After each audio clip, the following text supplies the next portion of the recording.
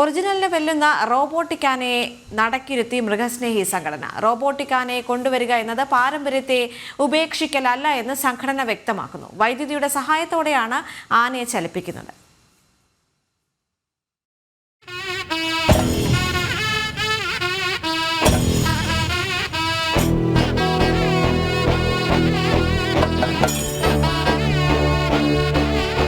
തിരുവനന്തപുരം നെയ്യാറ്റിങ്കര പെരിങ്ങടവിള ശ്രീ ബാലഭദ്രകാളി ക്ഷേത്രത്തിലാണ് ദേവിദാസൻ എന്ന പേര് നൽകിയ ഈ ആധുനിക ആനയെ നടക്കിരുത്തിയത്.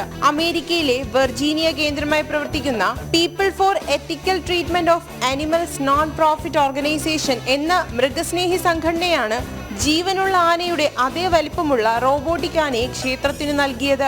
റോബോട്ടിക് ആനയെ കൊണ്ടുവരിക എന്നത് പാരമ്പര്യത്തെ ഉപേക്ഷിക്കലല്ല, മറിച്ച് കനിവോടെയും അറിവോടെയും സ്വയം വളരുക എന്നതാണ് അർത്ഥമാക്കുന്നത്. നാം നമ്മുടെ പൈതൃകത്തെ ശരിക്കും വിലമതിക്കുന്നുണ്ടെങ്കിൽ മനുഷ്യനെയും ആനയെയും ഒരുപോലെ കാണണം. ജീവനുള്ള എല്ലാത്തിനെയും ബഹുമാനിച്ചുകൊണ്ട് പുരോഗമനത്തെ ചേർത്തു പിടിക്കണം.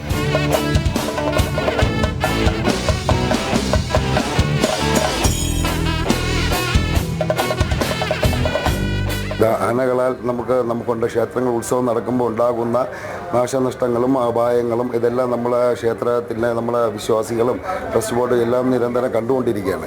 അപ്പം ആചാരാനുഷ്ഠാനങ്ങളെ നമ്മൾ സംരക്ഷിച്ചുകൊണ്ട് തന്നെ നമ്മൾ ആറാട്ടിന് ഉപയോഗിക്കുന്ന ആന നമ്മളിങ്ങനെ റോബോട്ടിക് ഒരു ആന ഇങ്ങനെ ഉണ്ട് എന്ന് ഞങ്ങൾ അറിയുകയും അവരുമായിട്ട് നമ്മൾ തൃശ്ശൂരുള്ള ടീം അവരുമായിട്ട് നമ്മൾ ഇത് ബന്ധപ്പെടുകയും നമ്മുടെ ഇവിടെയുള്ള ക്ഷേത്ര ഉത്സവ സമിതി പൂർവ്വമായുള്ള ഉത്സവ സമിതിയും ട്രസ്റ്റ് ബോർഡും ഇത് സംയുക്തമായിട്ട് ബന്ധപ്പെടുകയും അങ്ങനെ അവരെ നമുക്കിങ്ങനെ ഒരു ആനയെ സമ്മാനിക്കാമെന്ന് അങ്ങനെ ഒരു എഗ്രിമെൻ്റായി. അതനുസരിച്ചിട്ട് നമുക്ക് ഇന്നേ ദിവസം ആ ഒരു ആന നമ്മുടെ റോബോട്ടിക് ആന നമുക്ക് ക്ഷേത്രത്തിലേക്ക് സമ്മാനമായിട്ട് കിട്ടുകയാണ്.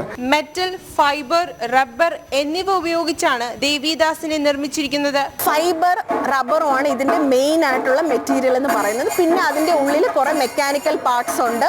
5 മുതൽ 6 ലക്ഷം രൂപ വരെയാണ് ഈ ഒരു ആനയുടെ ചെലവെന്ന് പറയുന്നത്.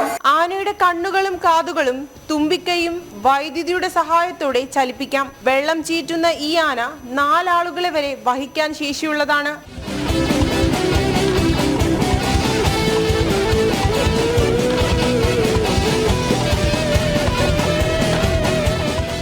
ജനം, തിരുവനന്തപുരം.